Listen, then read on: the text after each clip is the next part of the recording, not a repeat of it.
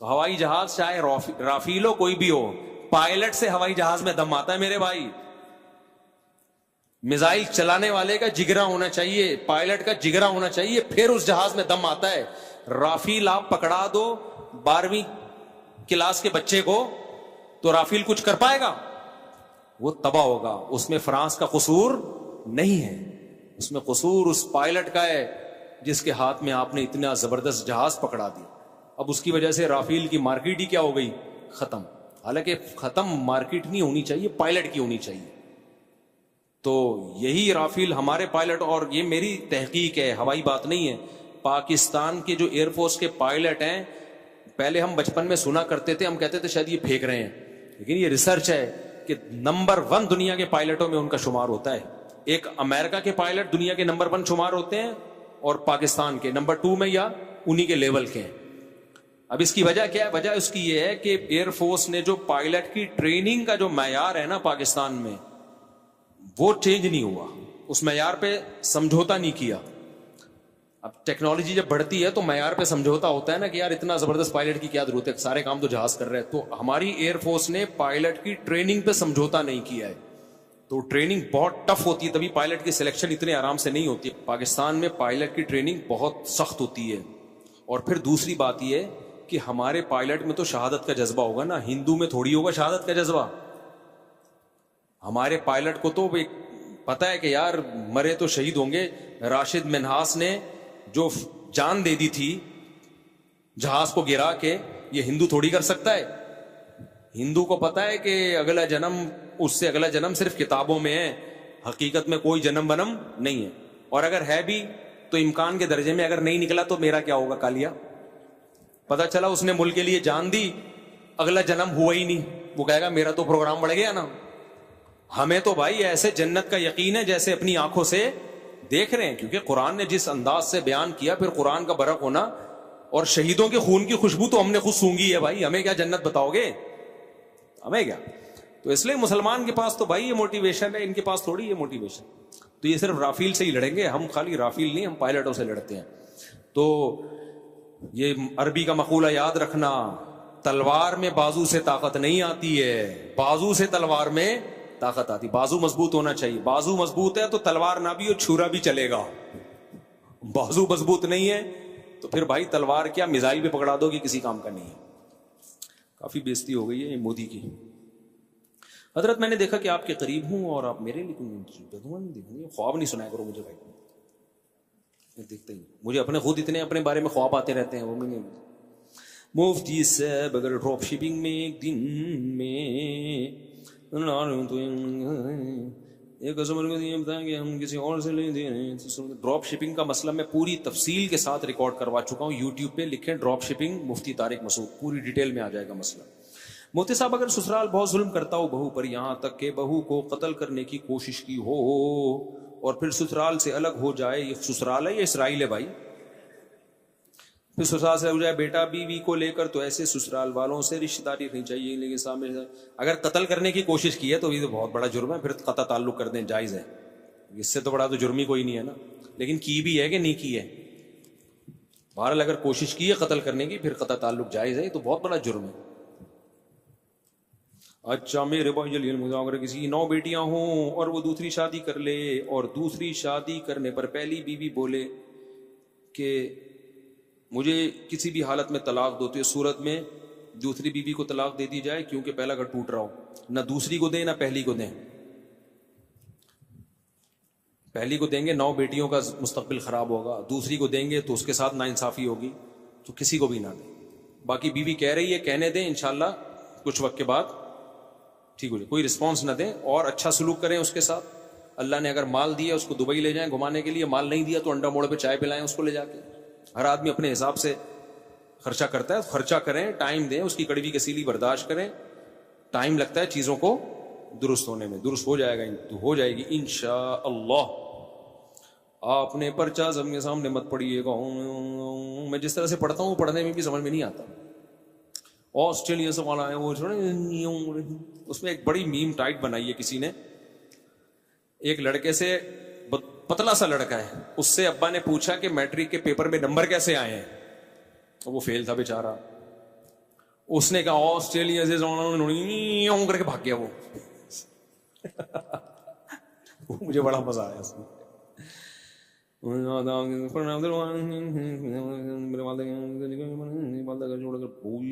بہت خطرناک حالات ہیں بھائی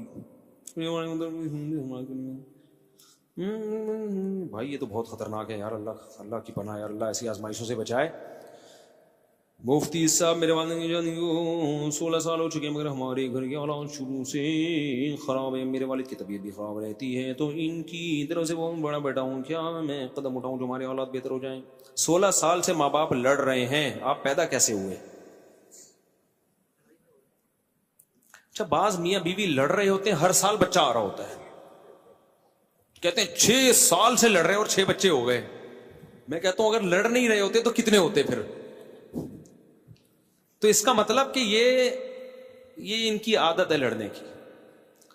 اب بھائی ابا اماں بیمار ہیں اور اگر بوڑھے ہو گئے تو اماں ابا کو الگ رکھو, اماں کو الگ کمرہ دے دو اور ابا کو الگ کمرہ, کیونکہ یہ بڑھاپے میں اور لڑیں گے یہ اور دونوں ڈپریشن میں جائیں گے. اس کا حل یہی ہوتا ہے کہ ان کو سیپریٹ کر دیا جائے. اگر اللہ نے آپ کو مالی وسعت دی ہے تو پھر الگ گھر میں رکھو ابا کو, کیونکہ یہ جو لڑائیاں ہیں نا 50-60 سال کے بعد بھی جو لڑائیاں ہوتی ہیں, یہ دونوں میں سے اب کوئی بھی ٹھیک نہیں ہوگا, یہ ذہن میں رکھنا,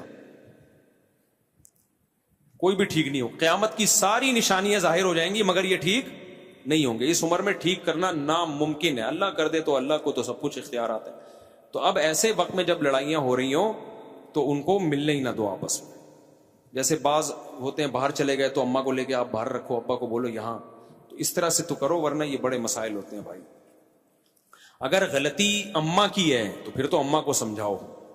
اگر اماں کی غلطی نہیں ہے, بس دونوں کا مزاج ہی لڑا کا ہے. بعض دفعہ ایسے ہوتا ہے غلطی اماں کی ہوتی ہے کیونکہ وہ اطاعت نہیں کر رہی ہوتی, بوڑھے کو نچوڑ لیا ہوتا ہے پوری زندگی انہوں نے, اب وہ کسی کام کا رہا نہیں ہوتا تو اب وہ بیٹوں کے ساتھ مل کے اس بڈھے کو ستاتی ہیں بیچاری.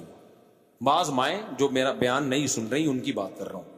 تو اگر ایسا ہے تو پھر ابا کو ایسے اکیلے مت چھوڑو, کیونکہ ریٹائرمنٹ کے بعد کمپنی بھی نہیں پوچھتی, بیوی بھی بعض دفعہ نہیں پوچھتی. یہ میں نے اپنی آنکھوں سے ایک نہیں درجنوں واقعات دیکھے. شوہر کما کما کے کھلاتا رہا, اب جب ریٹائر ہو گیا تو عورت اپنے بیٹوں کے ساتھ مل کے اس کو جو ستاتی ہے نا, کوئی بات نہیں مانتی اسے.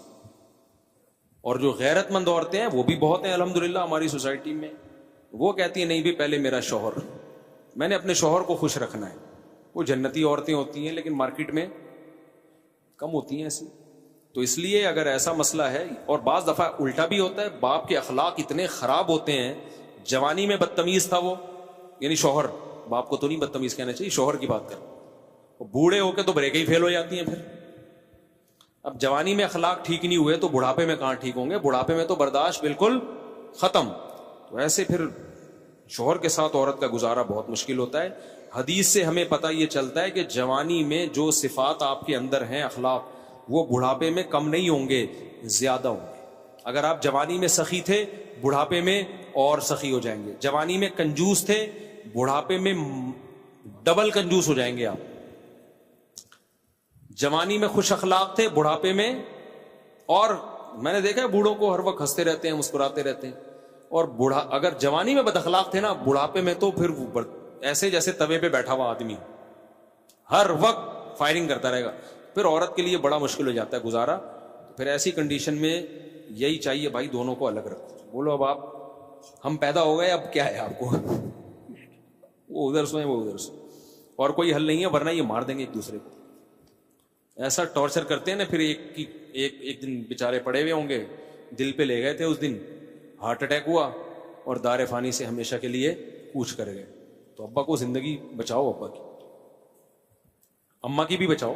بعض دفعہ ابا ٹینشن دے دے کے اماں کو مار دیتے ہیں. مفتی صاحب میرے والے ہیں, ہمارا ایک دوسری شادی کرنا چاہتا ہے لیکن یہ وہ بات سالوں سے کر رہا ہے. سالے سے کیوں کر رہا ہے بھائی, کئی سالوں سے کر رہا ہے لیکن شادی کر نہیں پا رہا. مجھے پتا ہے وہ کبھی بھی نہیں کرے گا. جو باتیں کر رہے تھے گرجتے ہیں, وہ برستے نہیں ہیں. باتیں کرنے پر گورنمنٹ کی طرف سے کوئی پابندی نہیں ہے, وہ کرے گا. اچھا ایسے لوگ باتیں بہت زیادہ کرتے ہیں. برائے کرم پورا پڑھ کے جواب دیں. آخری سوال ہے میرے بھائی مفتی حضرت، آپ نیم دیندار لگتے ہیں، آپ کے ساتھ رہ کر مجھ پر پتلون چڑھ گئی ہے. خواب میں بھی جب آپ کسی کے بارے میں برا سوچتے ہیں تو خواب میں بھی آپ کو پھر وہ ویسے ہی نظر آتا ہے.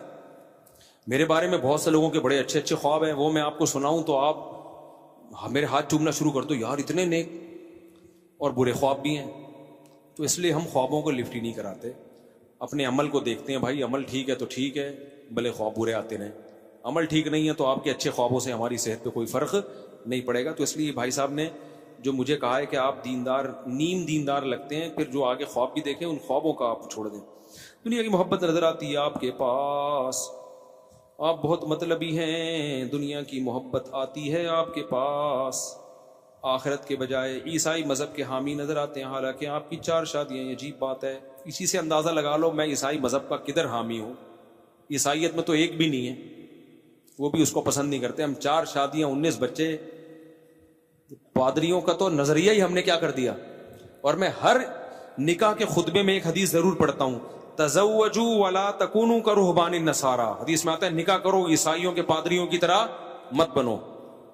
آپ مجھے کو کہہ رہے ہیں عیسائی بات کر رہے ہو میرے بھائی، حالانکہ آپ کی 4 یعنی باتیں، یعنی آپ غریب لوگوں میں تو بے نکاح بیٹھتے ہیں جیسے ولید وغیرہ، لیکن آپ اپنے اہل ویال کی جلدی شادی کرنے کے قائل ہیں. ولید جو ہمارے نکاح کا اسسٹنٹ ہے وہ خود دیر سے کر رہا ہے، اس کو تو میں 5-6 سال سے تانے دے رہا ہوں شادی کر لے. یعنی آپ کا کہنے کا مقصد ہے وہ اس کی تو کرا ہی نہیں اور خود 4 کر رہے ہو. تو میں نے تھوڑی اس کی روکی ہوئی ہے شادی. اب کوئی نہیں کر رہا تو میں زبردستی تھوڑی کراؤں گا اس کو. تو میں 10 سال سے بلتی 4 بھی نہیں 8-10 سال سے کہہ رہا ہوں اس کو.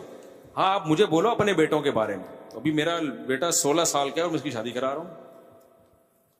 نہیں آئی میرا خیال ہے اپنے کی میں 16 سال میں کرا رہا ہوں اور خرچہ میں کر رہا ہوں اس کی شادی پہ. حالانکہ وہ اس کی تنخواہ ہے، کہیں جاب کر رہا ہے وہ. اس کو میں نے بولا ہے شادی کے موقع پہ جتنا خرچہ ہوگا سارا میں کروں گا، بات کا سارا تم اٹھانا، یعنی جو آلو پیاز ٹماٹر کا. اور کیا چاہیے، آج کل باپ کون کرتا ہے. حالانکہ میرے خرچے کتنے، 4 بیگموں اور کتنے سارے ماشاءاللہ بچے، جس میں اپنے بھی سوتیلے بھی، سب ملا کے پھر کسی کا جگرا ہے اپنے بیٹے کی بھی کر دے وہ، اور اس عمر میں. تو اس لیے دوبارہ خواب دیکھو. آپ یہ خواب کینسل ہو گیا آپ کا، دوبارہ سے نیا خواب. اور جو تاخیر ہو رہی ہے وہ لڑکی والوں کی وجہ سے ہو رہی ہے. پرسوں میں نے لڑکی والوں کو فون کیا ہے، ابھی تازہ بات ہے یہ واقعہ، میں آپ کو سناتا نہیں لیکن کسی نے طنز کر دیا تو سنا رہا ہوں. لڑکی والوں کو میں نے پرسوں فون کر کے بولا ہے کہ ہمیں 1 روپے جہیز نہیں چاہیے، دلہن کا کپڑے بھی میں بنا کے دوں گا، بہو کے کپڑے بھی. اس کے تو ڈھیلا نہیں ہے جیب میں ہمارے بچے کے. اور ہے بھی ربیب کا مطلب ستیلا بیٹا. ہم تو اپنے بیٹوں کی طرح ہی سمجھتے ہیں اس کو، لیکن صرف آپ کی نالج کے لیے. تو کپڑے بھی میں نے کہا بھائی 1 روپے ہمیں نہ جہیز کا چاہیے، فرنیچر بھی ہم ڈالیں گے، دلہن کے جوڑا بھی ہم بنا کے دیں گے، ولیمہ بھی بارات ہمیں نہیں چاہیے، 1 دھیلا خرچ نہیں. تو بس مکان ارینج کرنا ہے اور آپ نکاح کرا کے بھیج دیں.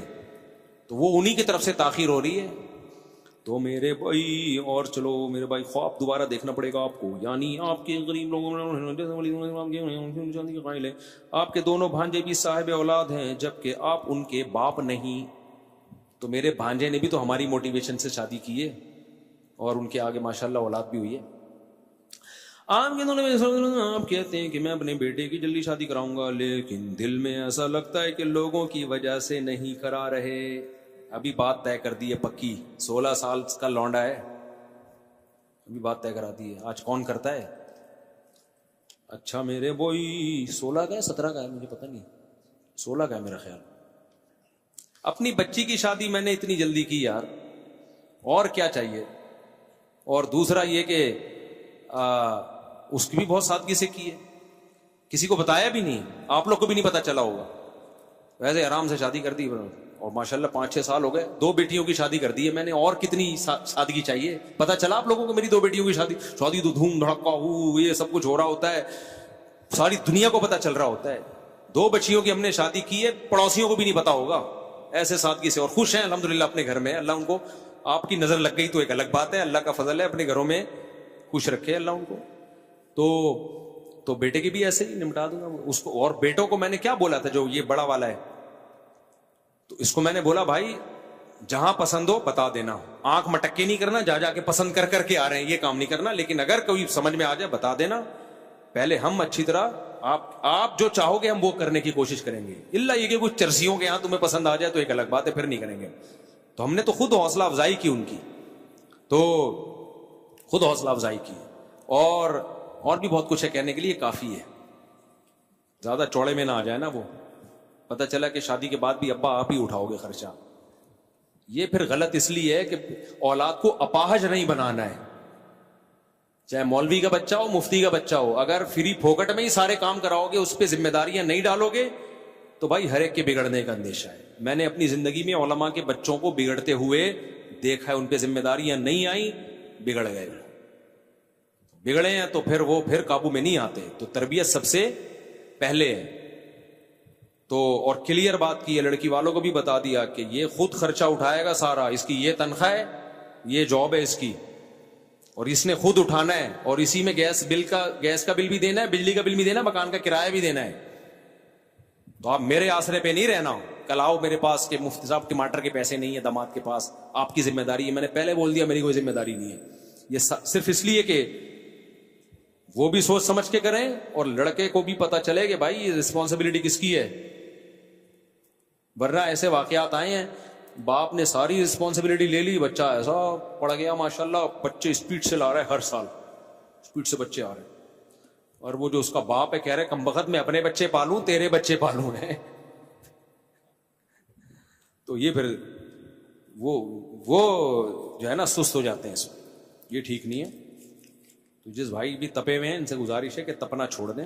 باقی میں نے کب دعویٰ کیا میں نیک ہوں بھائی, ہم بھی آپ کی طرح کے انسان ہیں, ہم نے تو کبھی دعویٰ نہیں کیا کہ ہم بہت نیک ہیں. ہم بھی آپ جیسے ہی ہیں, جیسے آپ ہیں ویسے ہم واضح و نصیحت کی مل جل کے باتیں کرتے ہیں, تاکہ اللہ آپ کو بھی عمل کی توفیق دے اور ہمیں بھی عمل کی توفیق دے. تو ہم نے کب کہا کہ آپ ہمیں بزرگ سمجھیں؟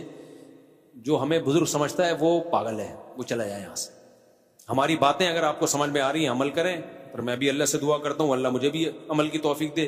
ان باتوں میں مجھ سے کوئی کوتاہی ہوتی ہے, میرے لیے بھی توبہ کا راستہ اللہ نے کھولا ہوا ہے, بھائی توبہ کر کے اللہ سے معافی مانگو. آپ کے لیے بھی اللہ نے توبہ کا راستہ کھولا ہوا ہے. تو یہ نہیں کہ آپ کے لیے کھولا ہوا ہے, ہمارے لیے اللہ نے راستہ بند کر دیا کیونکہ 4 شادیاں ہماری, ایک مفتی صاحب ہیں, سب کے لیے توبہ کا دروازہ اللہ نے کھولا ہوا ہے. تو اس لیے یہ فکر میں کہ کون نیک ہے کون برا ہے اس کو چھوڑ دو. بات اگر صحیح کر رہا ہوں تو فالو کرو, صحیح نہیں کر رہا ہوں تو فالو مت کرو. تو یہ ہے, ہم نے کوئی کبھی بزرگی کا دعویٰ کیا نہیں ہے, اور نہ ہم اپنے آپ کو الحمدللہ اس کو فہمی میں ہے کہ اپنے آپ کو بزرگ سمجھتے ہیں. انسانوں میں ہی ہمارا شمار ہو جائے نا, بخشش ہی ہو جائے, تو بھی بھائی اللہ کی بہت بڑی رحمت ہے. کون آج کل نیک ویک مارکیٹ سے شارٹ چل رہے ہیں, سب ایک ہی جیسے ہیں, اتنے برے بھی نہیں ہیں جتنا سمجھ ایسا نہ ہو بہت برا سمجھنا شروع کر. تو اچھے برے اس بحث میں پڑھنے کی ضرورت نہیں. چلو یہ کام ہمارے پیر و مرشد کا ہے جن سے ہمارا اصلاحی تعلق, وہ دیکھیں کہ یہ صحیح ٹریک پہ چل رہا ہے کہ نہیں چل رہا, وہ یہ باتیں کریں, وہ انسان کا بچہ بنے.